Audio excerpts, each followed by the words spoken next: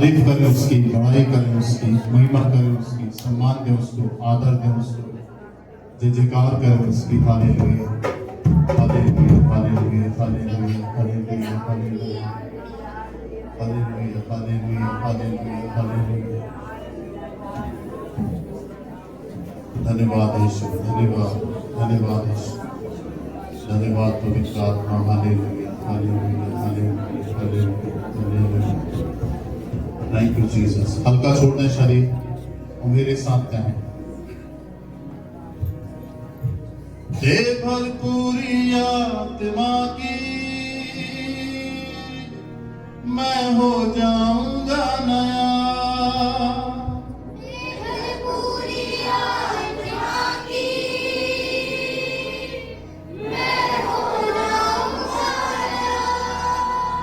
दे भरपूरी आत्मा की, मैं हो जाऊंगा नया।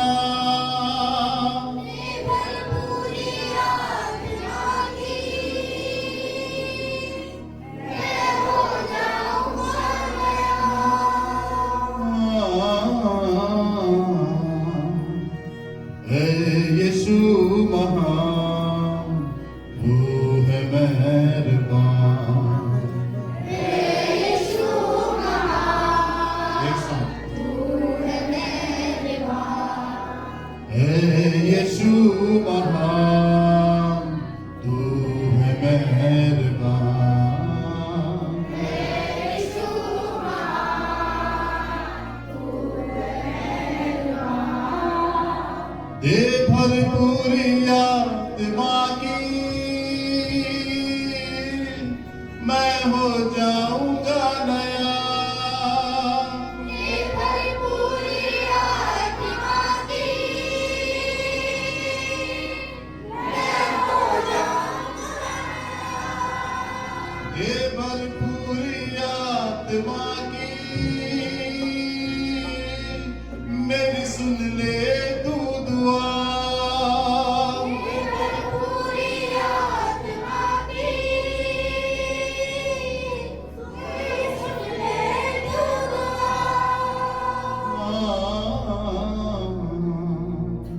यीशु महान, तू है मेहरबान। यीशु महान, तू है मेहरबान। मेहरबान है यीशु महान, तू है मेहरबान।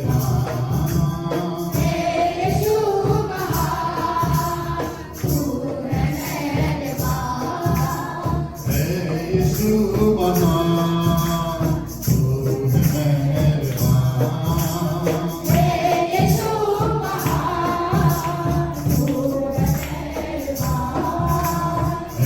यीशु महान, यीशु महान, तू मेहरबान।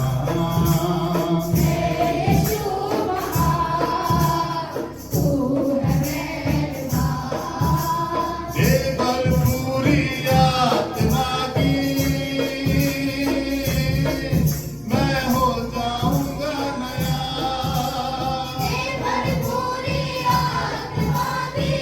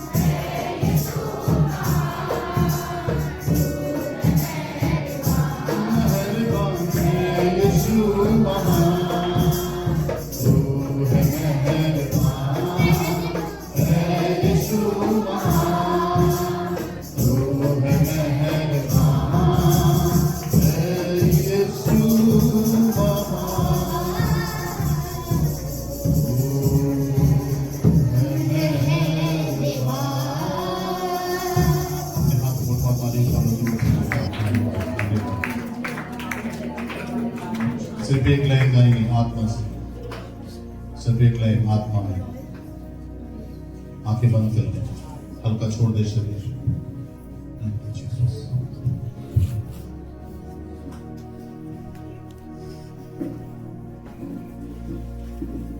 मेरी दुआओं को आज छू ले, ऐ रूह पाक खुदा।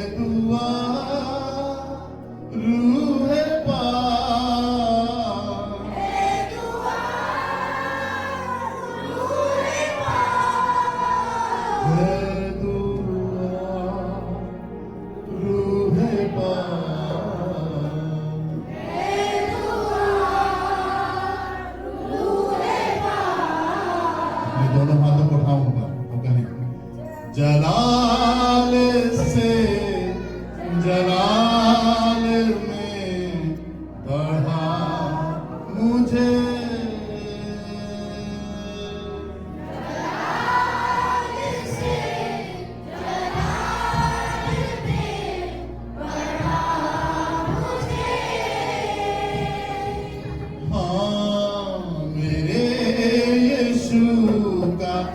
चेहरा दिखा मुझे।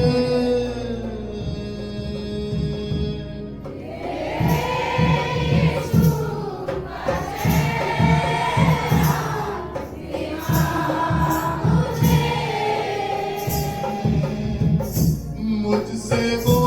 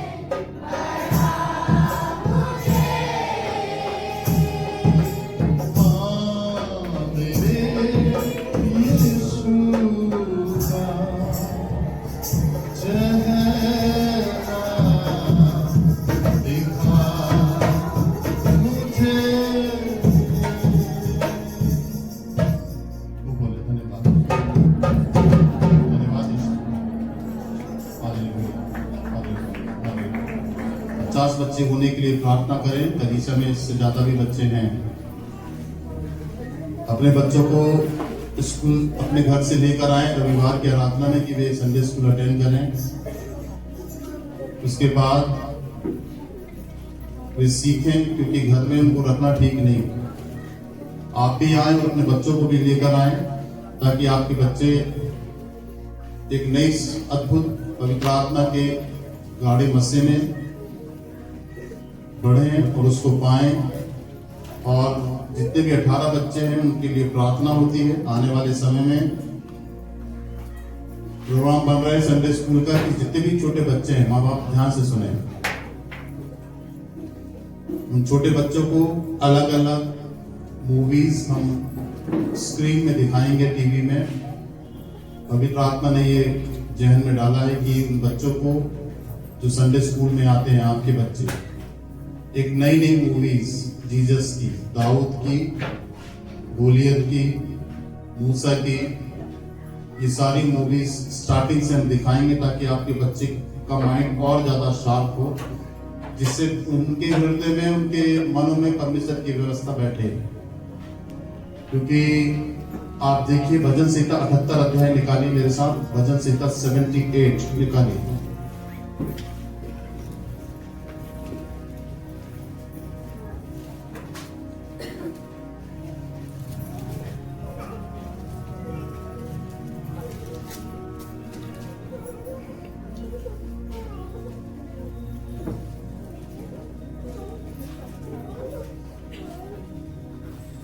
भजन संहिता 78 अगर देखें तो यहाँ पर बच्चों के लिए खास तौर से ये वचन है, माता पिता इसको ध्यान से समझें। देखें यहाँ पर लिखा है, हे मेरे लोगों मेरी शिक्षा को सुनो, मेरे वचनों की ओर कान लगाओ।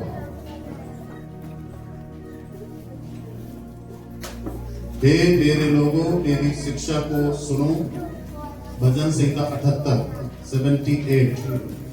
हे मेरे लोगों मेरी शिक्षा को सुनो, मेरे वचनों की ओर कान लगाओ।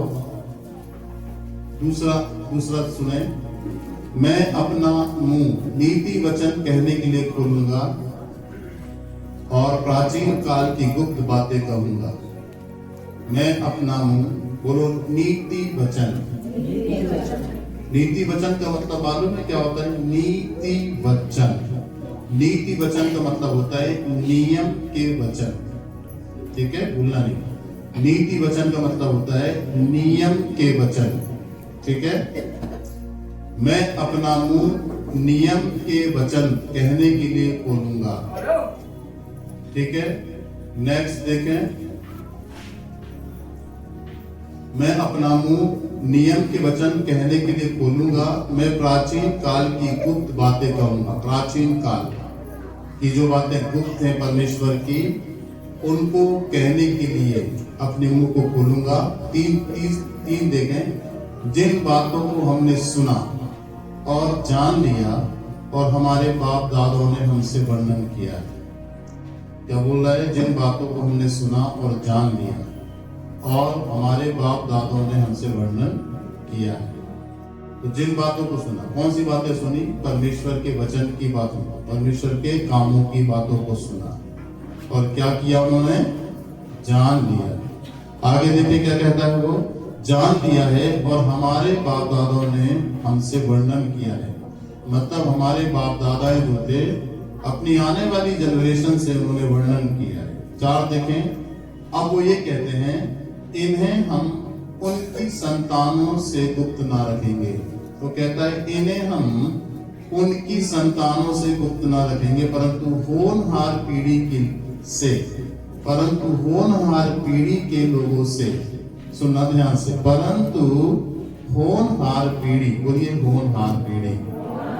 होनहार पीढ़ी का मतलब है आने वाली जो जनरेशन है अभी और आने वाले समय में जो आएगी, पूरे डिजिटल माइंड के बच्चे होंगे, कंप्यूटर माइंड के बच्चे होंगे, एक्स्ट्रा एडवांस बच्चे होंगे। उनको परमेश्वर का वचन बताना बहुत ज्यादा जरूरी है और बहुत दिक्कत भी होगी अगर हम देरी करेंगे परमेश्वर के वचन को बताने में, जब वो समझदार हो जाए, बड़े हो जाए। इसलिए वो कह रहा है कि होनहार पीढ़ी मतलब नई पीढ़ी जो आएगी, बहुत समझदार पीढ़ी होगी, बहुत डिजिटल पीढ़ी होगी, बहुत माइंडेड होंगे बच्चे, जिससे वो कह रहा है कि परंतु होनहार पीढ़ी के लोगों से यहोवा का गुणानुवाद और उसकी सामर्थ का और उसके और आश्चर्य कर्म का वर्णन करेंगे। यहोवा का गुणानुवाद, उसकी महिमा, उसका आदर, उसकी प्रशंसा, और आगे लिखता है उसकी सामर्थ, उसकी ताकत के बारे में बताएंगे अपने बच्चों को, आने वाली पीढ़ी को। क्योंकि आने वाली पीढ़ी जितना भी डिजिटल दुनिया बन रही है, जितनी भी कंप्यूटर की दुनिया बन रही है, इससे ज्यादा वो मजबूत और किसी को समझेंगे नहीं। समझ लेना, इतनी ज्यादा शैतान ऐसा काम करेगा आने वाले दिनों में कि बच्चे सब कुछ पूरे डिजिटल जो दुनिया होगी सब कुछ उसको महत्व देंगे बच्चे, और उनको वहां से फिर के लाना बहुत कठिन होगा, उनको वहां से निकालना बहुत कठिन होगा। इसलिए बाइबल बताती है कि यहोवा का गुणानुवाद और उसकी सामर्थ, उसकी शक्ति के बारे में, और तीसरा देखिए उसके आश्चर्य कर्मों के बारे में वर्णन करेंगे। ठीक है ना। तो बच्चों के विषय में खास तौर से है कि आने वाली पीढ़ी, आने वाले बच्चे को परमेश्वर के महिमा प्रशंसा के बारे में, परमेश्वर के ताकत और शक्ति के बारे में, और परमेश्वर की आश्चर्य कर्मों के बारे में बताना है बच्चों को, ताकि वे जाने कि हमारे परमेश्वर ने समुद्र को 2 भाग किया, हमारे परमेश्वर ने 4 दिन की मुर्दा लाजर को जिंदा किया। ये बच्चों के नॉलेज में डालना जरूरी है, ये सच्चाई है, ये बताना है। इसलिए इसे पिछली जो पीढ़ी थी इजरायली, वो कहते हैं हम आने वाली पीढ़ी से गुप्त नहीं रखेंगे। हम कोई भी बात परमेश्वर के अपने बच्चों से वचन से गुप्त रखते हैं ना, तो बच्चों की जो लाइन होती है, जो ट्रैक होता है, वो गलत हो जाता है। शुरू से बच्चों को वचन का बीज डालना है, जैसे पैदा होते हैं, समझदार होते हैं, वैसे उनको सिखाना है, वचन के बीज को उनके अंदर डालना, ये बहुत जरूरी है पेरेंट्स। इसलिए भजन संहिता 127 में लिखा हुआ है, क्या ही धन्य है वे पुरुष जिसने अपनी संतान, अपने बच्चों को तरकश में भर लिया। 127 में लिखा है, क्या ही धन्य है वे पुरुष जिसने अपने बच्चों को तरकश में भर लिया है। तरकश मतलब तीर रखने का जो पीछे बकेट होती है, उसको बोलते हैं तरकश। तीर रखते हैं जिसमें तीर रख के ऐसे निकालते हैं ना, ऐसे चलाते फिर ऐसे निकालते हैं, तो पीछे जब थैली लटकाते हैं ना, उसको बोलते हैं तरकश। उसपे तीर रखे रहते हैं उसमें। तो तरकश का मतलब होता है आत्मिक दृष्टिकोण से, आत्मिक क्षेत्र में जो माता पिता अपने बच्चों को रखते हैं। और इंपॉर्टेंट है, जरूरी है कि आप अपने बच्चों को आत्मिक क्षेत्र में रखें, आत्मा के क्षेत्र में, वचन के क्षेत्र में रखें। क्योंकि ऐसे लिखा है वचन में, भजन संहिता 127, सुनो ध्यान से, वे शत्रुओं से बातें करते संकोच नहीं करेंगे। शत्रु चाहे वो व्यक्ति हो, चाहे वो शैतान हो, चाहे वो दुष्ट आत्मा हो, वे संकोच नहीं होगा उनको, डरेंगे नहीं, घबराएंगे नहीं, शर्माएंगे नहीं। वे परिस्थितियों का सामना करेंगे। जब परमेश्वर के बच्चे जान लेंगे, खुद पर खुद सामना करेंगे, प्रार्थना के द्वारा, वचन के द्वारा। आने वाला समय बहुत ज्यादा डेंजर समय है, इसलिए हमको स्वयं अपने आप को तैयार करना और अपने बच्चों को तैयार करना जरूरी है। तो याद रखें कि शुरुआत से अपने बच्चों को परमेश्वर के वचन के बारे में, परमेश्वर के आश्चर्य कर्म के बारे में, परमेश्वर की सामर्थ के बारे में आपको बताना जरूरी है। बोलिए हालेलुया, हालेलुया। क्योंकि आपको बच्चों को संडे स्कूल में भेजना, संडे चर्च में भेजना, संडे स्कूल में भेजना, चर्च में जो पार्टिसिपेट होता है, जो भी ड्रामा प्रोग्राम, कोई भी बाइबल से रिलेटेड कुछ चीजें होती हैं, बाइबल क्यूज हो गया, उस पर भेजना। इसका मतलब है चर्च भेजना, संडे स्कूल में बच्चों को भेजना। इसका मतलब ये है कि आप अपने बच्चों को तरकश में रख रहे हैं, तरकश में, आत्मिक क्षेत्र में रख रहे हैं। तो ऐसे लिखा है उससे पहले कि जैसे वीर के हाथ में तीर, जैसे वीर के हाथ में तीर, भजन संहिता 127, जैसे वीर के हाथ में तीर, ऐसी जवानी के लड़के होते हैं। तो जब तक बच्चे सीखेंगे शुरुआत से वचन को, तो धीरे धीरे धीरे धीरे जब वो जवान हो जाएंगे, तो परमेश्वर के योग्य व्यक्ति बन जाएंगे, परमेश्वर के लायक व्यक्ति बन जाएंगे। तब परमेश्वर उनको इस्तेमाल करेगा अपनी महिमा के लिए। और आप समझ भी नहीं पाएंगे कि आपके बच्चे परमेश्वर में कितना, परमेश्वर उनको ऊंचा उठाया अपनी महिमा के लिए। बोलिए हालेलुया। इसीलिए यहाँ पर लिखा है कि आने वाली पीढ़ी जो होगी होनहार पीढ़ी होगी। अभी से बच्चे देखिए मोबाइल चलाते हैं उंगली से, छोटे छोटे बच्चे 2-2 साल के, 1-1 साल के बच्चे, 1-1 साल के बच्चे इतने एक्टिव हैं। उनसे कुछ भी पूछ लो, 1 साल के बच्चे से पूछो तुम्हारी आंख कहाँ है तो बताए हमारी आंख, इंग्लिश में।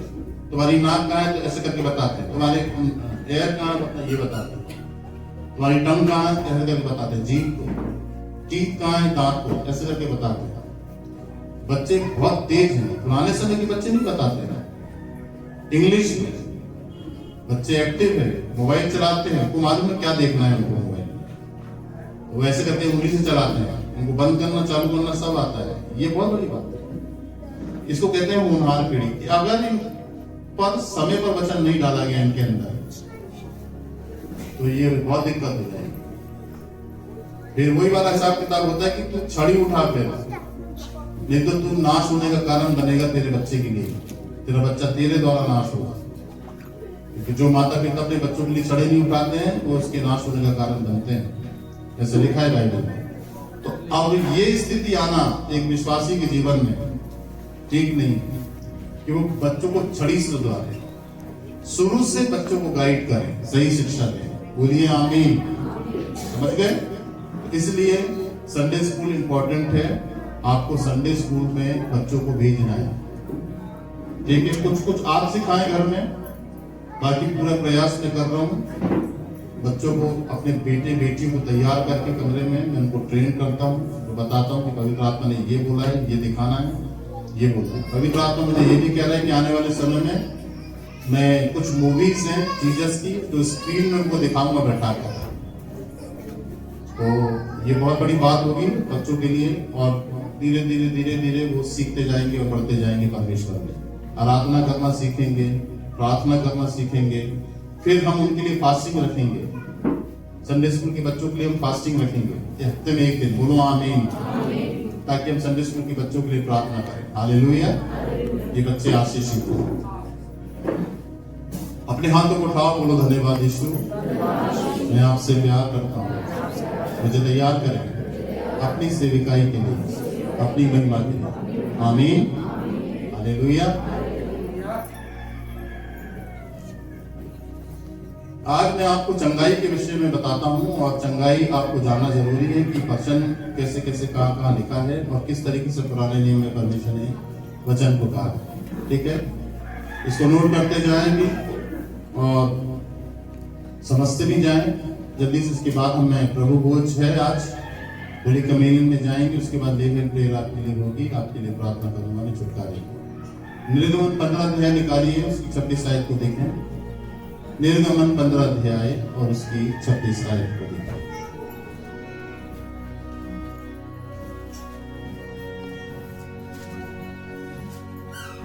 निर्गमन 15 अध्याय उसकी 26 आयत को देखिए। वचन में निर्गमन 15 अध्याय 26 आयत को देखिए।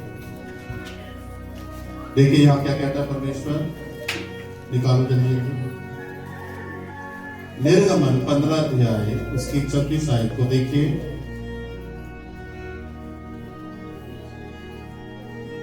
यहां पर लिखा है, यदि तू अपने परमेश्वर यहोवा का वचन, क्या बोल रहा है वो, यदि तू अपने परमेश्वर यहोवा का वचन तन मन से सुने। किससे सुनना है आपको? तन से और मन से। पता चला तन कहीं है, मन परमेश्वर में है, मन कहीं है, तन परमेश्वर में है, नहीं। क्या बोल रहा है परमेश्वर? तन मन से सुने, दोनों से, तन से भी सुनना है और मन से भी सुनना है। बोलिए आमीन। हालेलुया। अब देखें तन मन से क्यों बोला, एक बार फिर से समझे। तन मन से मतलब तन मन से, तन भी सुनेगा आपका और मन भी सुनेगा आपका। ठीक है, दोनों काम करेंगे परमेश्वर के वचन में, दोनों परमेश्वर के वचन में चलेंगे।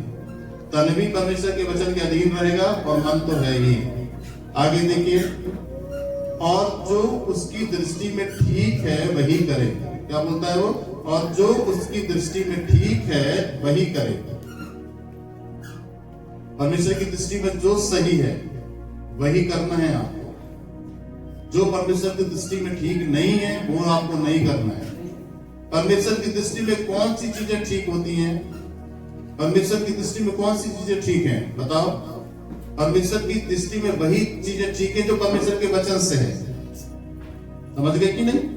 जो बातें, जो चीजें, जो काम परमेश्वर के वचन से है, चाहे वो रीति रिवाज हो, चाहे वो कोई दिन हो, कोई विशेष ओकेशन हो, कोई ऐसी बात हो जो परमेश्वर के वचन से रिलेटेड है, मिल रही है, उसको करना है, तो वो चीजें सब परमेश्वर की दृष्टि में ठीक होंगी। पर परमेश्वर के वचन से जो चीजें ठीक नहीं है, जो परमेश्वर में के वचन में नहीं लिखा है, आप उसे कर रहे हैं, मान रहे हैं, तो वो परमेश्वर की दृष्टि में ठीक नहीं है। तो आपको ये बात अच्छे से समझना है कि परमेश्वर की दृष्टि में जो सही नहीं है वो आपको नहीं करना है। जो परमेश्वर की दृष्टि में सही है वो आपको करना है। तो परमेश्वर की दृष्टि में क्या सही है? जो परमेश्वर के वचन से है। क्या है? आप वचन के द्वारा चलते हैं, आप वचन के द्वारा जीते हैं, आप वचन के द्वारा रहते हैं, आप वचन के द्वारा बात करते हैं, आप वचन के द्वारा काम करते हैं, आप वचन के द्वारा आपका चालो चलन है, आप वचन के द्वारा आपकी मानसिकता है, आपका दृष्टिकोण है, आपका नजरिया है, तो ये बेस्ट है।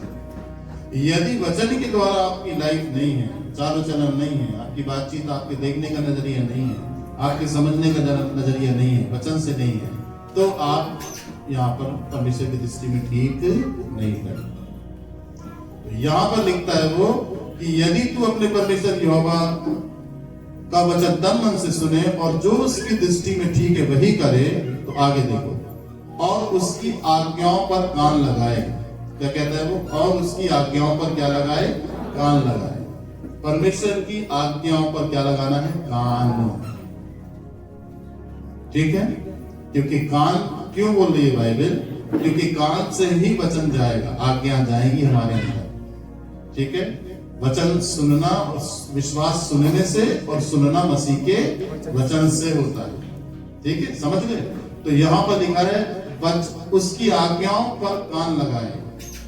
उसकी आज्ञाओं पर कान लगाना है। क्या क्या आज्ञा है? सब कुछ, पूरा वचन बाइबल आज्ञा से भरी हुई है। उसकी आज्ञा पर कान लगाना है कि आप उसको माने। क्योंकि देखिए, एक चीज तो आदमी देख के सीखता है। मैंने एक कबूतर की ड्राइंग बनाई है, आप इसे देखकर बनाओ। ये कबूतर बना हुआ है, ये मैंने बनाया है, मैंने ड्राइंग कर दी एक पेज में, इसको आप बनाओ। तो देखकर आपने बनाया, आप सीख गए। अब आप जब बना दिए कबूतर की ड्राइंग जो मैंने बना के आपको दी, आप सीख गए, तो आपने देख के सीखा। तो आदमी विश्वासी क्या करते हैं? देख के सीखते हैं। सीखते हैं, देख के सीखते हैं हर चीज हम। ठीक है? सुन के समझते हैं हम, सुन के सीखते नहीं हैं हम। सुन के क्या करते हैं हम? समझते हैं। बोलिए हालेलुया।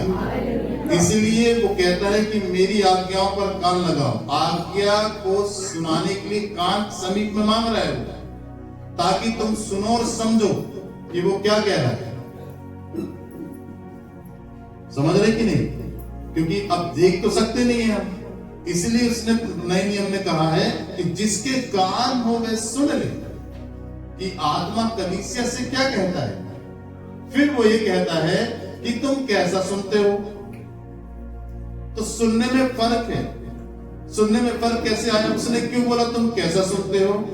तो जो पहली लाइन थी कि जिसके कान हो वे सुन ले, तो बहुत लोग तो सुन के समझ जाते थे, कुछ लोग सुन के समझ नहीं पाते थे। तो इसलिए उनको वो कहता है कि तुम कैसे सुनते हो? जिसके कान हो वे सुन ले। सुन के परमेश्वर के वचन को समझना है, उसकी आज्ञाओं को सुनकर आपको क्या करना है? समझना है। आगे देखो, आज्ञाओं पर कान लगाए, और आगे देखो, और उसकी सब विधियों को माने। उसकी सब विधियों को क्या करे? माने। कितनी चीजें हो जाएंगी देखते जाना है। उसकी सब विधियों को, विधियों, उसकी विधि, उसने कैसे काम किया, उसने कैसी आज्ञा निकाली, वो कैसे कह रहा है चलने के लिए। विधि, बोलो विधि। विधि समझ रहे हैं ना? विधि का मतलब क्या होता है, समझ रहे हैं ना? बोलिए हालेलुया, हालेलुया। एक एक चीज को परमेश्वर की देखना, एक एक चीज को परमेश्वर के वचन की सुनना, सीखना, उसको समझना और वैसे ही करना। तो जो देख रहे हैं आप एक एक चीज जो परमेश्वर कर रहा है, जो जो काम है उसके परफेक्शन है, आपने देखा, आपने सुन के भी समझा, देख के भी सीखा। तो एक विधि उसने रखी आपके सामने कि वो किस तरीके से काम करता है, वो इस तरीके से चलता है और वो इस तरीके से आपको कहता है कि आप भी करें और उस पर चलें। तो बारीकी से देखना, उसको समझना और वैसे ही करना। तो आपने उसकी विधि सीख ली, किस किस विधि से काम कर रहा है। बोलिए हालेलुया। तो जब आपने उसकी विधि को सीख ली तो आप, वो कहता है विधियों को माने, विधियों को माने, विधियों को सीखना भी, विधियों को मानना है आपको। जो विधि जिस तरीके से उसने काम किया उस विधि को आपको मानना है। जोर से बोलिए हालेलुया, बोलिए हालेलुया, बोलिए प्रेज द लॉर्ड। ठीक है, तो यहां पर आपको समझना है। आगे देखो, सब विधियों को माने। ठीक है, अब देखिए पहला चीज नोट करिए, यदि तू अपने परमेश्वर यहोवा का वचन, पहला क्या है, वचन, बोलिए पहला वचन, बोल पहला वचन। दूसरा, उसकी दृष्टि में ठीक है, उसकी दृष्टि में ठीक है। तीसरा, उसकी आज्ञाओं, उसकी आज्ञाओं, ठीक है। और चौथा, विधियों। चौथा क्या है, विधियों। ये चार चीज समझ लो आप, किसको आपको मानना है। पहला, परमेश्वर के वचन को तन मन से सुनना है, और जो उसकी दृष्टि में, परमेश्वर की दृष्टि में ठीक है, वही ठीक वैसे ही करना है आपको। तीसरा, उसकी आज्ञाओं पर कान लगाना है आपको। कान लगाने का मतलब समझना है आपको। तीसरा, विधियों को मानना है, उसकी जो विधि है, जो तरीका है काम करने का, उसको आपको देखना है और उसको मानना है। आगे देखो, वो कहता है, तो जितने रोग मैंने मिस्रियों पर भेजे हैं उनमें से एक भी तुझ पर ना भेजूंगा। जितने रोग परमेश्वर ने मिस्रियों में भेजे हैं, मिस्र में भेजे हैं जितने रोग, कितने रोग भेजे परमेश्वर ने मिस्र में, बताओ ना। 10 विपत्तियां परमेश्वर ने मिस्र में भेजी। 10 विपत्तियां, एक ही विपत्ति में आदमी लग जाएगा अगर परमेश्वर अभी भेज दे किसी के ऊपर। 10 तो बहुत दूर हो गई। पूरे देश में परमेश्वर ने 10 विपत्तियां भेजी और आखिरी में महामारी भेजी जो रात में चल रही थी गलियों में, बीमारी। जिसके घर में मेमने का खून नहीं लगा हुआ था, मेमने का खून लगने का मतलब है चौखट में, उस आदमी ने, उस परिवार ने उद्धार पा लिया है यीशु के लहू से। जरूरी नहीं है कि अब उसके घर में खून लगे, उसके छाप उसके माथे पर, उसके शरीर पर होगी उसके लहू की। पतरस की पुस्तक निकाला नहीं, एक अध्याय दूसरे अध्याय में लिखा हुआ है कि तुम यीशु मसीह के लहू के छुड़के जाने के लिए बुलाए गए। यीशु के लहू के दाग हमारे शरीर पर होंगे, लहू के छींटे। इससे ये होगा कि हम यीशु के लहू से सेफ हो गए हैं। हमारे शरीर, आत्मा, प्राण में मसीह का ब्लड है, जिससे हमारे ऊपर एक भी बीमारी, एक भी विपत्ति नहीं आएगी। वो कहता है, जितने रोग मैंने मिस्रियों पर भेजे उनमें से कोई एक भी तुझ पर ना भेजूंगा। हर प्रकार का रोग, हर प्रकार की बीमारी, हर प्रकार की विपत्तियां, रोग अलग है, विपत्ति अलग है। रोग भेजे, बीमारी भेजी परमेश्वर ने मिस्र में, तो बोलता है कि एक भी बीमारी तुझ पर नहीं होगी,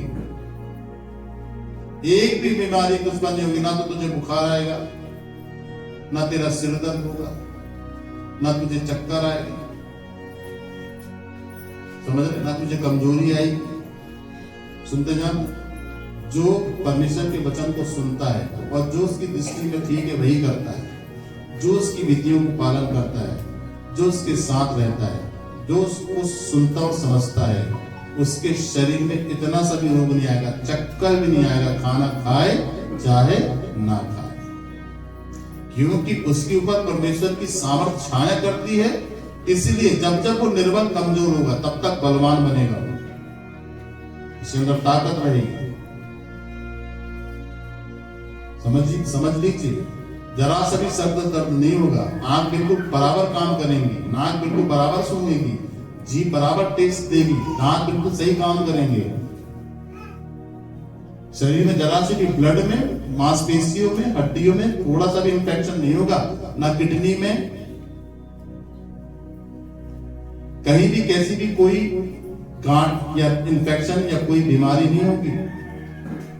वो व्यक्ति आशीषित होगा, उसके बाल भी नहीं झड़ेंगे, उसके रुएं भी नहीं टूटेंगे, उसके शरीर में एलर्जी नहीं होगी, हष्ट-पुष्ट होगा वो। इसलिए वचन में क्या लिखा है, सुनना, जो यहोवा पर भरोसा रखते हैं वे हष्ट-पुष्ट हो जाता है। क्या लिखा है वचन में, जो यहोवा पे भरोसा रखते हैं वे हष्ट-पुष्ट हो जाते हैं। हष्ट-पुष्ट, हर बात में परमेश्वर तंदुरुस्त रखता है उनको। इसलिए वो कहता है कि जितने भी रोग मैंने मिस्त्रियों पर भेजे तुझ पर ना भेजूंगा। आगे कहता है, क्योंकि मैं तुम्हारा चंगा करने वाला परमेश्वर। हॉस्पिटल का मुंह नहीं दिखाएगा परमेश्वर आपको, एक गोली भी नहीं खाओगे आप सर दर्द की, एक गोली भी नहीं खाओगे आप दांत दर्द की। बोलिए हालेलुया। एक भी इंफेक्शन नहीं होगा किडनी में, लीवर में, फेफड़ों में, पानी नहीं भरेगा, क्योंकि कहीं ना कहीं हमसे गलतियां हैं, कहीं ना कहीं हम कमजोर होते हैं। जहां पर जो परमेश्वर की दृष्टि में ठीक नहीं है वही काम हम करते हैं। कभी सोचा कि क्या मैं सोचता हूं या विचारता हूं या मैं करता हूं या मैं चलता हूं या मैं बातचीत करता हूं या बैठता उठता हूं तो वो मेरी परमेश्वर की ओर से है, या मैं किसी को सिखा रहा हूं या बता रहा हूं, या मैं किसी को गाइड कर रहा हूं या किसी को वचन से गाइड कर रहा हूं, तो क्या मैं कुछ गलत गाइड तो नहीं कर रहा हूं? वचन के अकॉर्डिंग ही शिक्षा दे रहा हूं कि हाँ भाई तुम्हें प्रभु यीशु मसीह को मानना है और ये रास्ते को चेंज करके सही रास्ते पर आना है। और ऐसी कोई भी बातों पर क्या कान नहीं धरना है जो परमेश्वर के वचन से नहीं है। ऐसा कोई भी व्यक्ति की बातों पर कान नहीं धरना जो परमेश्वर का जन नहीं है, परमेश्वर का दास नहीं है, दासी नहीं है। उनकी बातों पर, अगर दास दासी नहीं है परमेश्वर का, तो उनकी सलाह पर भी कान नहीं धरना है, ना उनकी सुनना है। मानना वही है जो परमेश्वर का वचन कहता है, वचन समझाता है। तो ये सब चीजें परमेश्वर की दृष्टि में ठीक होंगी। जोर से बोलिए हालेलुया। आपको बिल्कुल अच्छे से समझना है आज, बोलिए आमीन। अब वो यहाँ पर कहता है, क्योंकि मैं तुम्हारा चंगा करने वाला परमेश्वर। कौन सा परमेश्वर है वो आपका? तभी चंगाई मिलती है। आज चंगाई क्यों नहीं है, छुटकारे क्यों नहीं है? क्योंकि कहीं ना कहीं आज मेरे घर में आशीषें नहीं है, आज मेरे जीवन में चंगाई नहीं है, आज मेरे जीवन में छुटकारा नहीं है।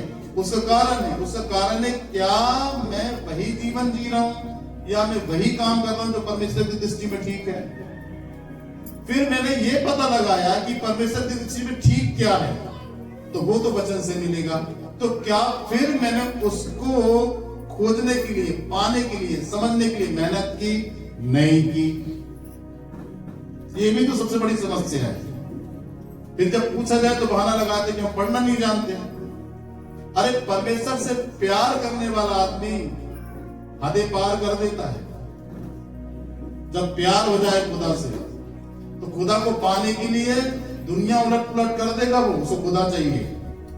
उसके वचन को पढ़ने की भूख और प्यास जिस दिन आ जाए, ऐसी उमंग जाग जाए, तो कुछ भी कर डालोगे हिंदी सीखने के लिए। सीख के मानोगे हिंदी, परमेश्वर के वचन को पढ़ के मानोगे। पर वही है कि आदत बचपन से जो हुई, जो ढली, जो सिखाई गई, वही ढर्रा चल रहा है। तो जैसे ढर्रा खाता चल रहा है वैसे ही चल रहा है। परमेश्वर अब और कैसे बोले बात करें, कैसे उठाए के लेकर आएगी, तू समझ मेरी बात को, एक चांटन लगा ले, समझ रहा है कि नहीं समझ रहा? ऐसा भी नहीं करेगा बेचारा। वो तो कह रहा है कि व्यवस्था है, तुम जानने की प्रयास तो करो, खोजने का प्रयास तो करो, तो मैं तुमको मिलूंगा। क्योंकि वो कहता है जो मुझे तड़के उठ के ढूंढते हैं वो मुझे पाते हैं। बोलिए हालेलुया। वो कहता है यशायाह भविष्यवक्ता में, तुम मुझे ढूंढोगे और पाओगे भी। तो ढूंढने की मेहनत, लगन चाहिए, समर्पण चाहिए। अब आलसी व्यक्ति कहां से ढूंढेगा? नहीं ढूंढेगा आलसी। आलसी व्यक्ति तड़के नहीं उठेगा, उसको नींद प्यारी है, उसको शरीर प्यारा है, शरीर को आरामदायक करना वो प्यारा है उसको, वो कहां मेहनत करेगा? तो और फिर परमेश्वर मिलने वाला भी नहीं है उसको।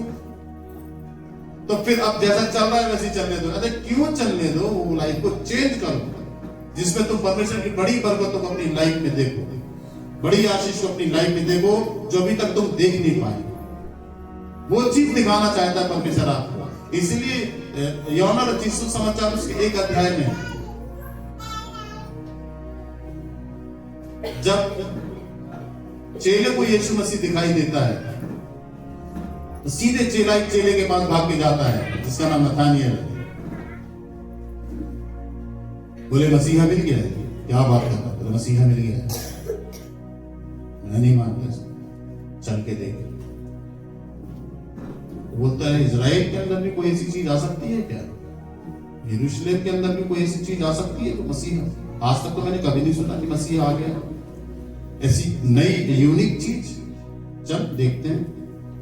जैसे ही जाता है तो यीशु मसीह चेलों के साथ खड़ा रहता है, देखता है उसको। यीशु मसीह पलट के देखता है उसको, आई कांटेक्ट दोनों का आता है।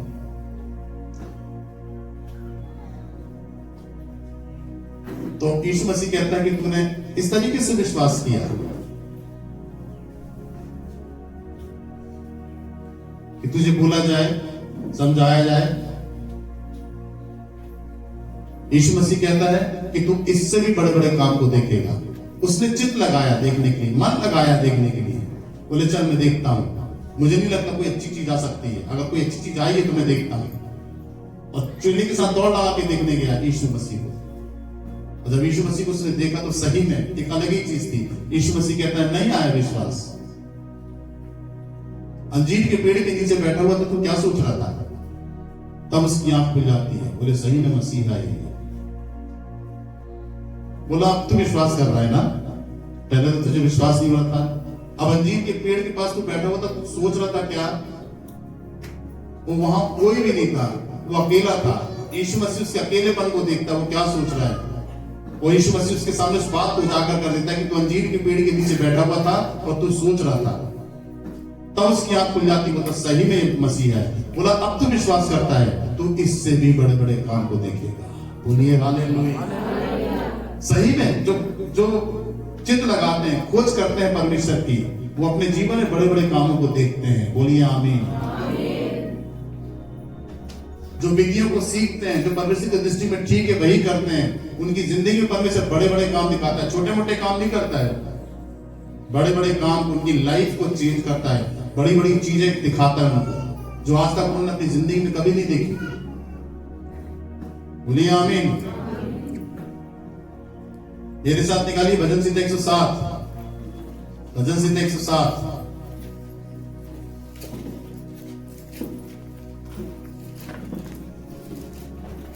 भजन संहिता 107।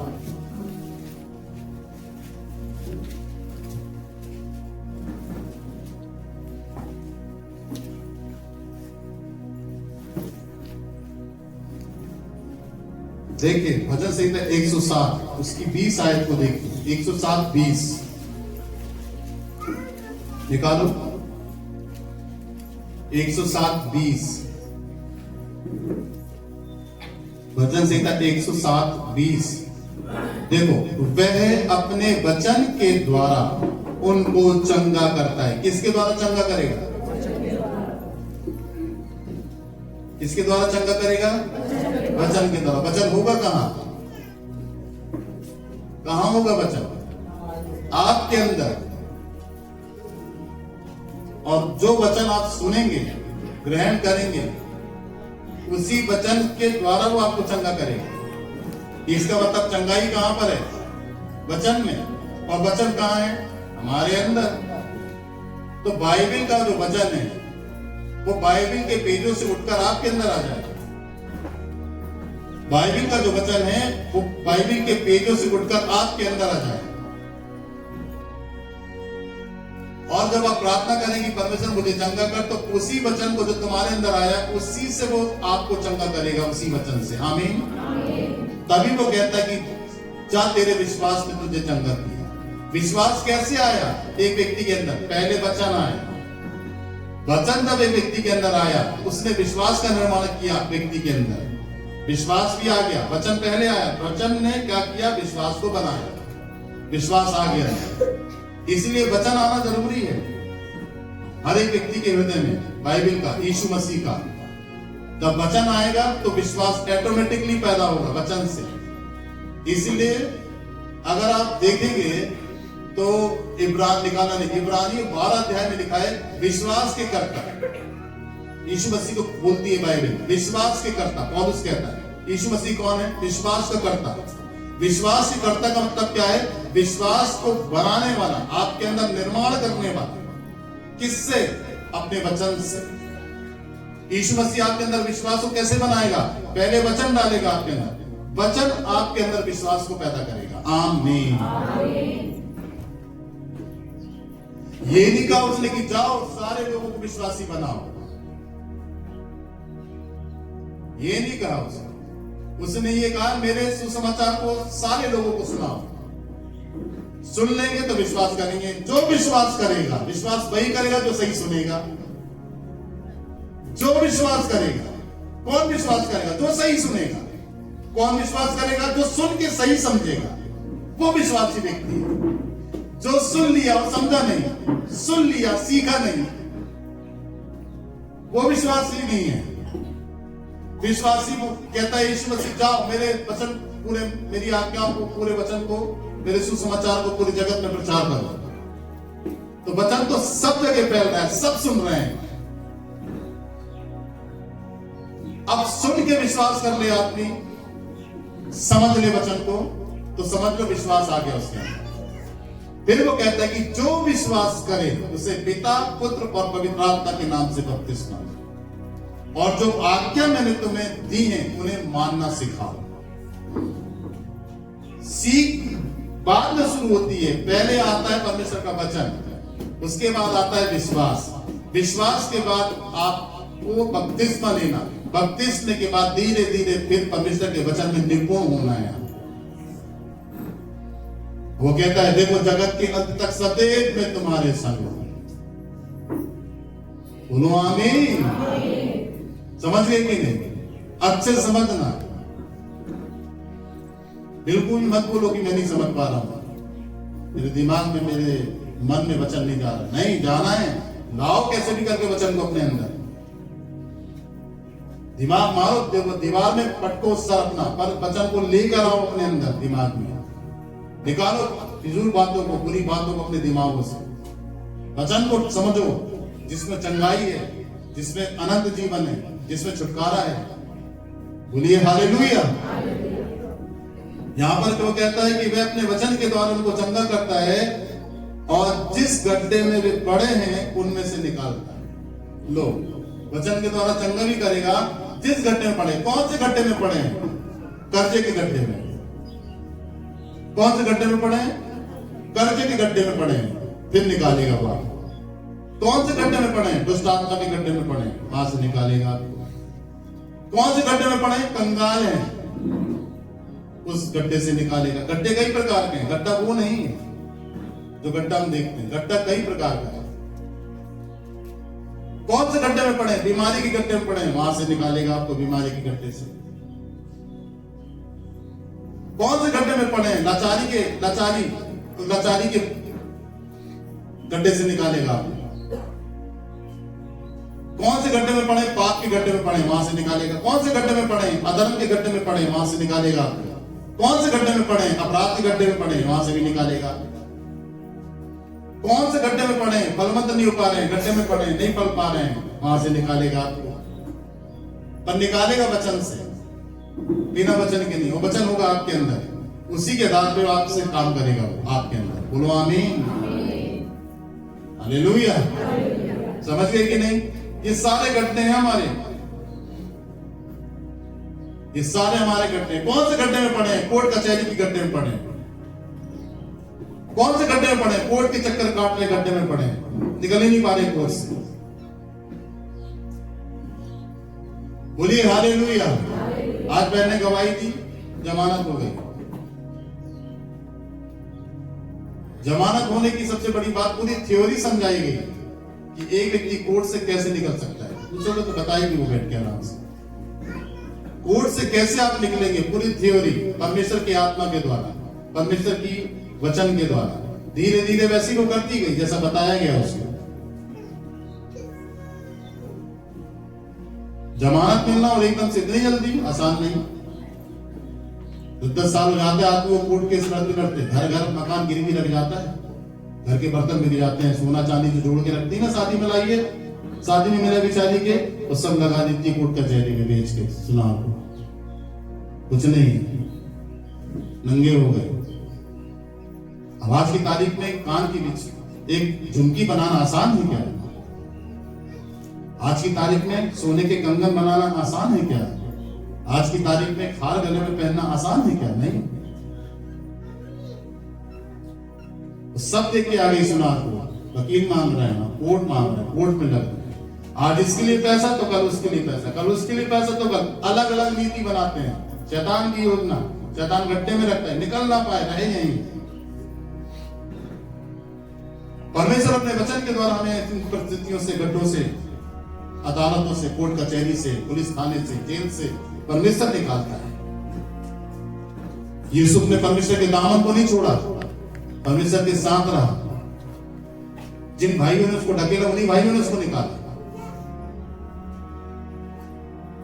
याद रखिए, जो ढकेलते हैं वही निकालते हैं, उन्हीं से निकलवाता है परमेश्वर। बोलो हाथ आमीन। डिवाइन पर खड़ा, चलो ठीक है, ढकेल दिया पर निकाला तो उन्हीं ने, निकलवाया परमेश्वर ने। क्यों? क्योंकि परमेश्वर उसके साथ था, वो परमेश्वर के साथ था, वो वफादार था परमेश्वर के लिए।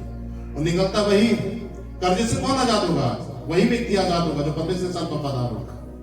नहीं होगा आज वफादार बन जाए परमेश्वर के साथ, उसकी व्यवस्था।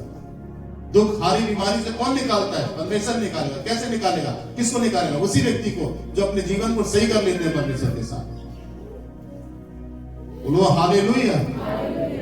निकालो भजन संहिता 103 3 पढ़े। 103 का 3 पढ़ रहा हूं, सुनो। 103 भजन संहिता उसका 3। वही तेरे सब अधर्मों को क्षमा करता है। बोलो अधर्मों को। कौन क्षमा करता है? परमेश्वर। परमेश्वर ही है जो हमारे अधर्मों को क्या करता है? क्षमा करता है। और देखो, और तेरे सब लोगों को क्या करता है? वो चंगा करता है। बोलिए, वही मेरे अधर्मों को क्षमा करता है और मेरे सब लोगों को चंगा करता है। बोलिए आमीन। नीति वचन 3 अध्याय निकालो। नीति वचन 3 अध्याय निकालो। देखो क्या कह रहे हैं यहाँ पर।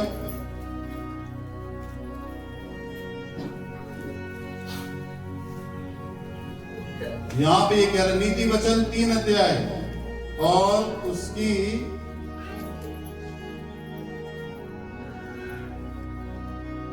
8वीं आयत को देखो। 8 देखो, नीति वचन 3:8। ऐसा करने से तेरा शरीर भला चंगा और तेरी हड्डियां पुष्ट हो रहेंगी। कैसे करने से? परमेश्वर के वचन को मानने से। उसकी शिक्षा को भूलना नहीं है, उसकी आज्ञाओं को अपने हृदय में क्या करना है? अपने हृदय में, उसकी आज्ञाओं को अपने हृदय में, उसकी आज्ञाओं को अपने हृदय में रखना है, हटाना नहीं है। इससे क्या होंगे हम? कुछ तो बाद में होंगे, पहले क्या होंगे? भले चंगे रहेंगे हम। बोलो आमीन। नीति वचन 4 अध्याय निकालो।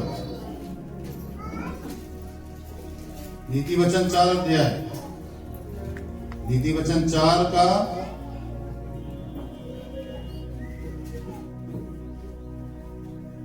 20 देखो यहाँ पर क्या लिखता है, हे मेरे पुत्र तू अपरिचित स्त्री पर क्यों मोहित हो। सॉरी क्षमा करें, नीति वचन 4:20 देखें। हे मेरे पुत्र मेरे वचन पर ध्यान धर के सुन और अपना कान मेरी बातों पर लगा। क्या बोल रहा है वो, मेरा वचन ध्यान धर के सुन और मेरी बातों पर क्या लगा, कान लगा। आगे देखो, इनको अपनी आंखों की ओट ना होने दे, वरन जिनको वे प्राप्त होती हैं वे उनके जीवित होने। इनको अपनी आंखों की ओट ना होने दे, वरन अपने मन में धारण कर। क्या करना है वचन को मन में, जोर से बोलो, वचन को क्या करना है मन में। हाँ आगे देखो, क्योंकि जिनको वे प्राप्त होती है वे उसके जीवित रहने का, और आगे देखो, और उसके सारे शरीर के चंगे रहने का कारण होती है। परमेश्वर की बुद्धि जो उसके वचन से प्राप्त होती है। बोलिए आमीन, हालेलुया। यशाया 53 अध्याय निकालो, 53। यशाया 53 देखो, आ जाओ, एक दो और बताऊंगा। बहुत सारे वचन है चंगे के, चंगाई के, पर अभी बचत नहीं। 53 यशाया का भविष्यवक्ता 53:5 देखो क्या लिखा है। यहाँ पर लिखता है, परंतु वे हमारे ही अपराधों के कारण घायल किया गया है। चलो बोलो मेरे पीछे, परंतु वे मेरे ही अपराधों के कारण घायल किया गया है। चलो बोलो, मेरे अपराधों के कारण घायल किया गया है, वह मेरे अधर्म के कामों के कारण कुचला गया है। हम मेरी शांति के कारण उस पर ताड़ना पड़ी कि उसके कोड़े खाने से मैं चंगा हो जाऊं। समझ गए, सब कुछ कीमत चुकाई, आपके अधर्म की, अपराध की, आपकी अशांति की, सब कीमत उसने चुकाई है। आपके घायल होने की, सब कुछ आपकी बर्बादी की सारी कीमत उसने चुका दी है। यिर्मयाह 30 अध्याय निकालो, यिर्मयाह 30 अध्याय देखो, 30 अध्याय, यिर्मयाह 30 अध्याय देखो।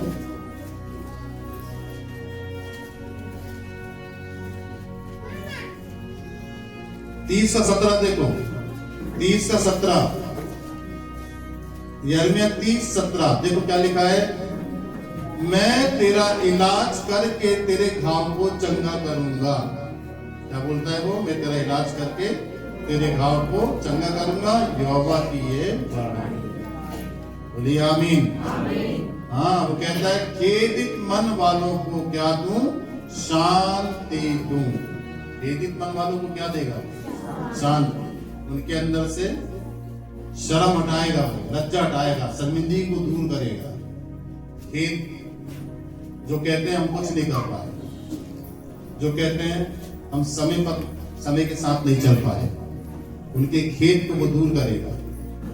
बहुत सारा समय आप सोचते हैं आपने गवा दिया, पूरा टाइम आपका बेकार हो गया, एक उम्र हो गई है आपकी, एक एज हो गई है आपकी, अब आपको लगता है कि क्या होगा।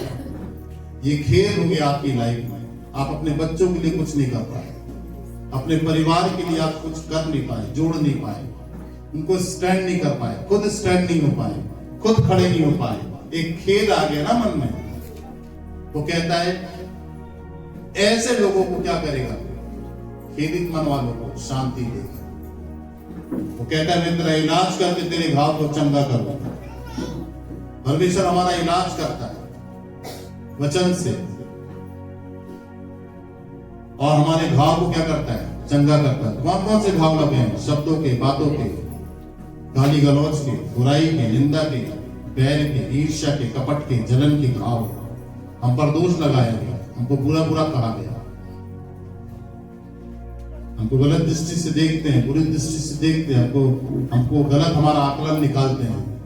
ये घाव सब आपके हृदय में लगे हैं। परमेश्वर कहता है मैं चंगा करूंगा। घाव ये नहीं कि कोई मार दे तो चोट लग गई आपको, घाव ये नहीं, घाव ये कि जो बात दिल में लग गई आपके, जो बात मन में लग गई आपके, जो बात आपको किसी ने गाली दे दी बुरे तरीके से, आपकी बेइज्जती कर दी किसी ने, तो ये होते हैं घाव। वो कहता है कि मैं चंगा करूंगा, इस घाव मैं तुम्हारा इलाज करके चंगा करूंगा। बोलिए हालेलुया।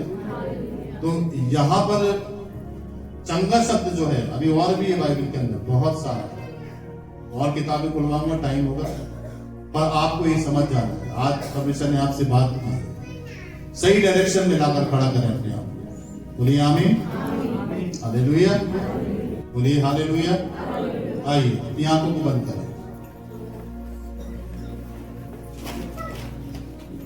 Thank you Jesus.